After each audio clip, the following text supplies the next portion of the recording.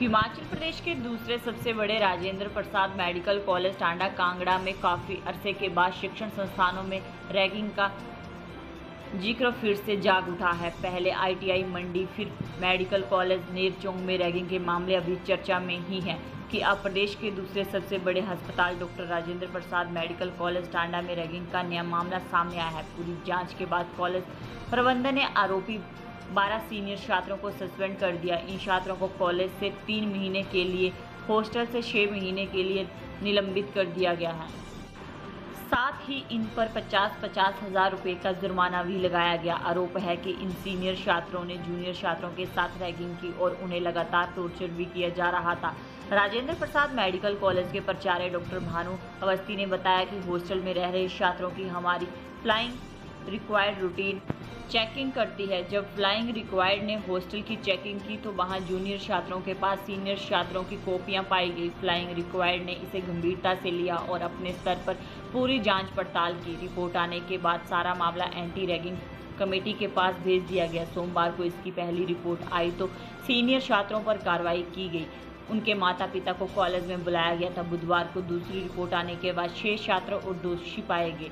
इसके बाद कॉलेज प्रबंधन ने सभी 12 सीनियर छात्रों को सस्पेंड कर दिया। गौरतलब है कि कुछ रोज पहले नेरचौक मेडिकल कॉलेज में भी रैगिंग का मामला सामने आया था। इस पर कॉलेज प्रबंधन ने कड़ा संज्ञान लेते हुए आरोपी 4 छात्रों और 2 छात्राओं को निलंबित कर दिया था।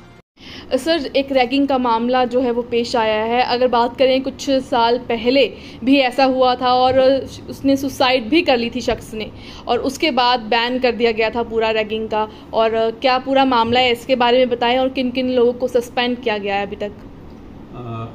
मैडम, हमारे यहाँ पे रैगिंग के लिए ज़ीरो टॉलरेंस है और हमारे यहाँ इसको चेकिंग करने के लिए डिफरेंट मैकेनिज़म्स हैं। उसी मैकेनिज़्म के तहत एक एंटी रैगिंग स्क्वाड होता है और वो रूटीनली चेकिंग, हॉस्टल्स की चेकिंग और डिफरेंट स्पॉट्स की चेकिंग करते हैं। संडे के दौरान जब वो टीम चेकिंग के लिए गई तो वो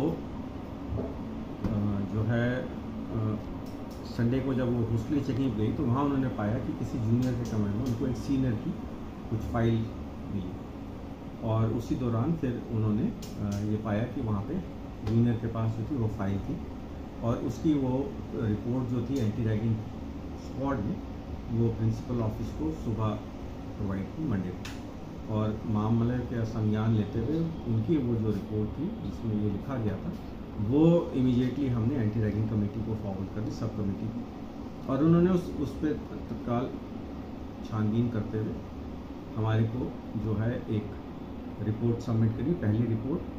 और उस पहली रिपोर्ट के तहत उन्होंने 6 बच्चों को उसमें दोषी पाया। हमने पेरेंट्स को इन्फॉर्म किया। पेरेंट्स जब ट्यूसडे को आए हैं तो उनके सामने जो भी एंटी रैगिंग कमेटी ने सज़ा उनके लिए निर्धारित की थी उस सज़ा के तहत उनको वो सज़ा दी गई। और वो फिर तफ्तीश जो कि चल रही थी वो ट्यूसडे को भी हुई और ट्यूसडे शाम को उनकी एक और रिपोर्ट हमारे को सबमिट हुई और उसमें उन्होंने 6 बच्चों को और को उसमें शामिल पाया उस एक्टिविटी के अंदर। और हमने फिर पेरेंट्स को इन्फॉर्म किया और पेरेंट्स नेक्स्ट डे जब वेडनेसडे को आए हैं तो वेडनेसडे को फिर हमने वो उनको भी 6 बच्चों के अगेंस्ट एक्शन लिया। तो ये 12 जो थे वो सीनियर बैच के बच्चे थे और चूँकि 2 जूनियर बैच के बच्चे भी जिनके पास ये कॉपीज़ मिली थी, चूँकि उन्होंने जो है इस बात का हमारे को सूचित नहीं किया, क्योंकि रैगिंग में यही नहीं है कि कोई और किसी को कुछ कहता है, जो अगर वो एक्सेप्ट करता है तो वो भी गुनहगार होता है। तो उस दौरान उन 2 छोटे बच्चे जो फर्स्ट ईयर के बच्चे हैं उनके अगेंस्ट भी कार्रवाई की गई।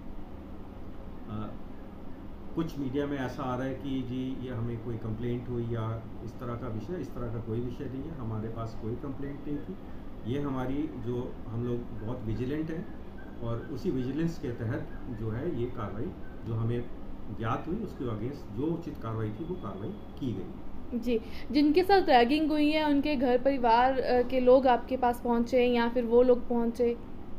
मैडम, ये सिर्फ हमारे को कॉपीज़ मिली और एंटी रैगिंग का एम्बिट बहुत बड़ा होता है।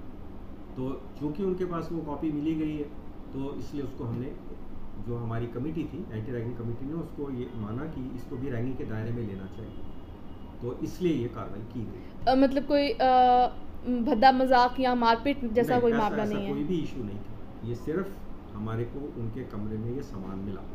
जी, तो अभी क्या सब कुछ क्या कार्रवाई चल रही है? वो डॉक्टर्स अभी आ रहे हैं मेडिकल कॉलेज में या नहीं? कार्रवाई के तहत जो है उनको जो सज़ा दी गई है उसमें 50,000 रुपये का जुर्माना, 6 महीने के लिए जो सीनियर स्टूडेंट्स हैं उनको हॉस्टल से निकाला गया और 3 महीने के लिए क्लासेस से सस्पेंड किया गया। जब वो कार्रवाई हो चुकी है तो फिर वो संस्थान में तो नहीं होंगे। मैडम, इस मामले पे डॉक्टर भानु क्या मैसेज देना चाहते हैं पूरे मेडिकल कॉलेज को? मैडम, हमारा डे 1 जब बच्चे आते हैं और subsequently through out the year हमने उनको एक ही बात के बारे में बच्चों को समझाते हैं कि ये संस्थान 0 टॉलरेंस रखता है रैगिंग के प्रति। और रैगिंग को सिर्फ बच्चे ये ना समझे कि एक रैगिंग फिजिकल फॉर्म है। कोई भी रैगिंग, अगर हमें लगता है कि कोई भी विषय इस एम्बिट में आता है तो हम उसको कतई टॉलरेट नहीं करते। ये संस्थान 0 रैगिंग टॉलरेंस मेंटेन करता है और आगे भी मेंटेन करेगा।